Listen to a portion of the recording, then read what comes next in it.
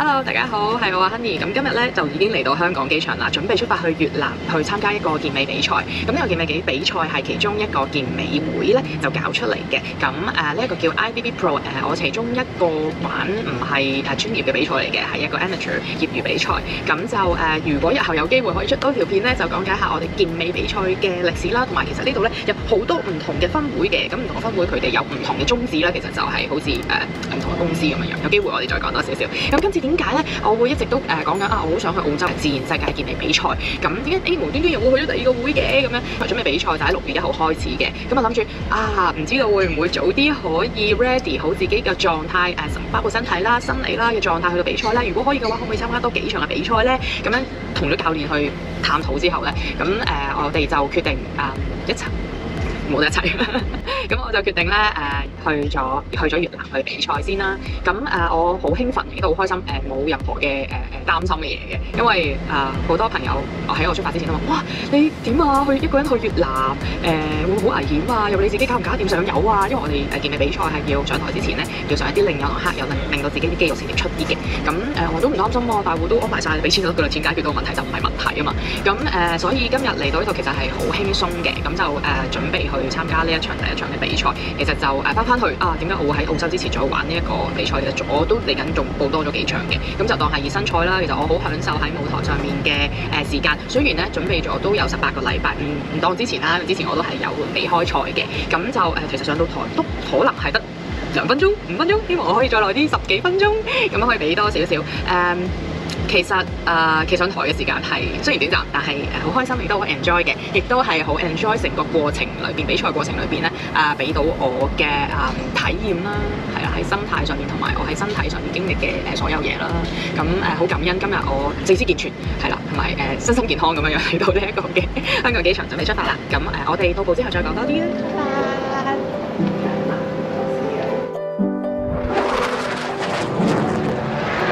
已經到咗胡志明市嘅機場啦，咁就哇好多人啊，喺度接機嘅，咁就坐咗2個幾鐘，剪咗陣片就已經到咗啦。我 book 咗嘅 Airbnb 咧，離開機場只不過要20分鐘嘅車程嘅啫，另外都距離我嘅比賽場地咧只需要幾分鐘路程，所以而家我 call 咗 Grab 嘅，因為我怕當地嗰啲 taxi 咧係會有呃人嘅情況，咁就我唔知會唔會貴好多定點啦，但係我都免卻費事俾人呃嘅。我通常出行都係 call Uber 啦，或者係 Grab 啦，或者係嗰個城市裏面嘅電子可以 call app 嘅 apps 啦，咁樣。陣間我哋睇下有咩嘢去睇下啦，因為我喺當地咧個 Airbnb 嘅主人就介紹咗我去一個 wet market， 咁都有grocery 嘅地方，即係買普通雜貨嘅地方嘅。咁我好期待啊！不過等陣2點鐘就要去運動員嘅 check in， 我要 check in 咗先睇下咩情況。咁就大家一齊跟住我去啦！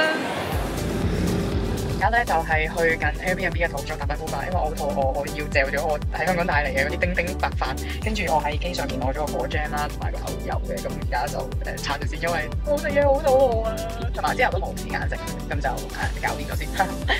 我啱啱到咗呢個 Airbnb 嘅附近，而家去入去先。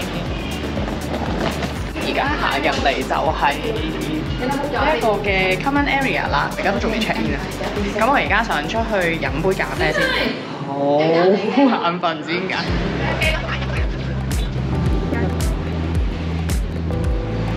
哇！呢個出嚟㗎，好靚啊！我真係唔敢入去。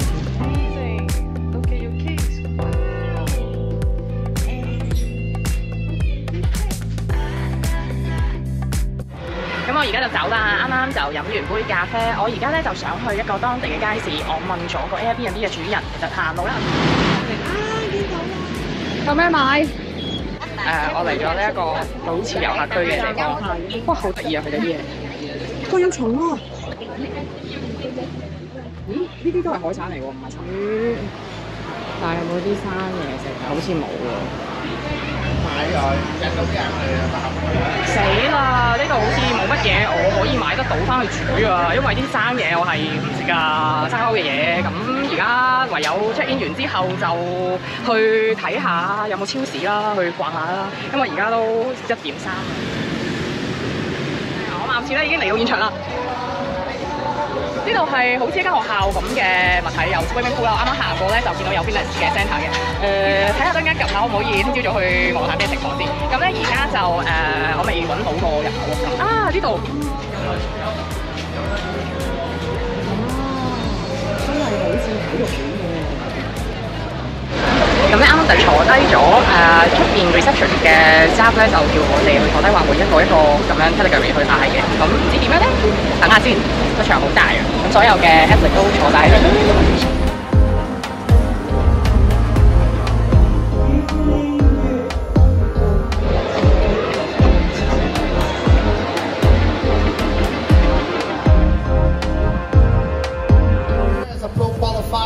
This is the only way to be on the Olympic stage and the Arnold Classic.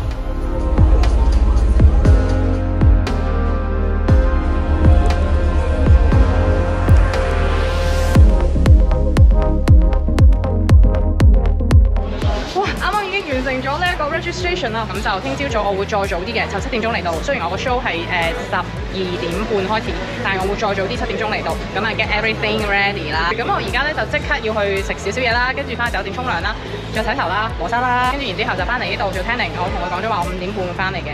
好啦，咁我而家就卸妝啦，準備沖涼啦，跟住就去做 tanning。哇，快啊！好中意做煮嘢食啊！我而家就去搭緊米巴啦，搭緊 Grab 啊，因為好急，唔係唔想出汗啊，行到咁就哇流下聲。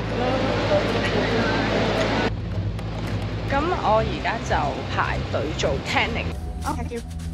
咁我而家分派咗呢個牌啦。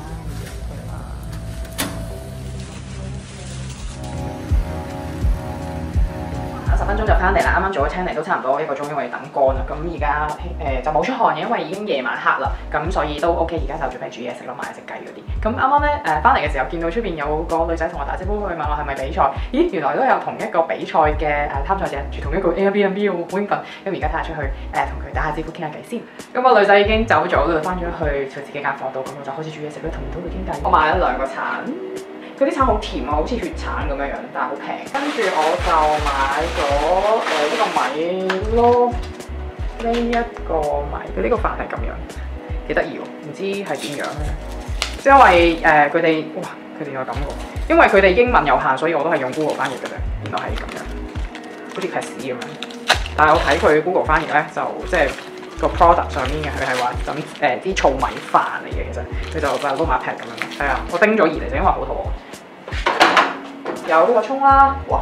喂，呢個就係整隻雞啦，唔使煩，因為我平時都係就咁樣落啲鹽落去個雞入邊，跟住搽好佢，跟住就擺落去個鍋度煮㗎啦，係咪好方便咧？跟住仲有嚿魚咯，其實擺埋落去煮嚿魚都冇問題嘅，雞魚都喺度。我真係太冇要求，因為好麻煩，唔想整咁多嘢。啲蜜糖啊！我啱啱買蜜糖啊，好開心啊！我啲蜜糖。咁呢個蜜糖咧就係啱啱喺同一個地方買嘅，行過去。因為我帶咗50克嘅糖過嚟咋，咁我驚唔夠，所以好慌張。跟住點知哦，原來嗰間嘢係有蜜糖，太好！呢個係喺越南出產嘅，所以就 good。咁我而家搬咗佢煮嘢食先。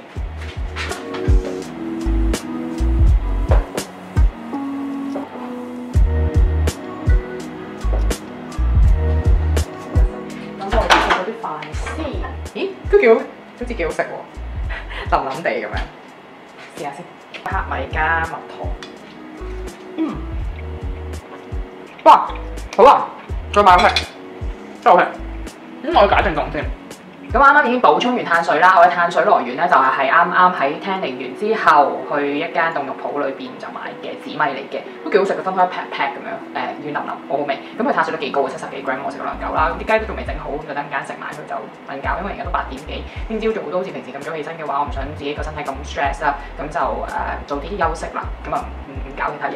不過咧，我想分享少少嘅就係做 tanning 之前咧要做一個嘅磨砂嘅動作啦，同埋唔好搽任何嘅潤滑身體嘅嘢啦，咁因為佢會阻礙到我哋吸收嗰啲 tanning 嘅油嘅，咁就我自己咧其實都係用 Pro-Tan， 我第1年去參賽嘅時候買咗 set 好大 Pro-Tan 嘅嘢啦嘅產品啦，裏邊有個好大支嘅磨砂膏嘅，咁我而家都仲未用晒，咁因為今次我就唔記倉㗎啦啲產品，所以我就攞呢個食物袋啦去裝住嘅啫，咁其實我都用唔晒，咁可能我留翻嚟緊呢幾次比賽去用啦，咁樣就磨走啲死皮，咁就光滑啲會易上色啲咯，咁樣就同埋我啱啱有經驗嘅就係我搽油嘅時候，特別係我 pat pat 啦下半身啦，咁就需要其實好似 posing 咁樣去要 arch back 多啲啦，俾搽油嘅即係個同事咧去搽到油嘅，因為我觀察到人哋 pro 嘅 athlete 咧，佢哋都係一路去擺 back pose， 一路去上油嘅。咁我翻嚟之後發現，咦，點解我妹妹位近大髀嗰個 glute 個形狀嗰個位置咧就白咗一笪嘅？哎呀，咁樣都係經驗嚟嘅。咁聽朝早我起身就會沖一沖個涼，洗走一陣，跟住然之後我就會去會場啊，大概7點鐘啦咁樣。啱好啊check in 嘅時候嗰個我都唔知係評判定係工作人員啦，大會嘅同事就提醒我話你幾點到啊？我話我都早啲嘅，跟住我話咁7點啦，因為其實佢 official 就講我係9點去到嘅，咁我就早啲，因為我又要化妝啦、整頭髮啦，又要 tanning 啦，咁所費需時，為免咧自己一個人咁急咧，所以就早啲去啦。其實我都冇乜嘢做啊，諗住帶住大毛巾，如果係坐即係等好耐嘅時候，我可以瞓喺度舒服啲咯。咁啊帶啲電子嘢去睇下咁樣咯。另外仲有一樣嘢，我喺淘寶咧就買咗呢一個嘅雙人套裝嘅床墊啊。咁其實一定需要嘅。根據之前嘅經驗啦，可能整污糟人哋酒店嘅床單，咁呢個都唔貴，10零蚊人民幣，都 hold 住人哋啲嘢啦，唔好整污糟啦，整污糟一嚟罰錢啦，二嚟整污糟人哋都唔好嘅咁樣咯。而家就去食埋啲雞，咁我就準備休息啦。我哋聽日見啦。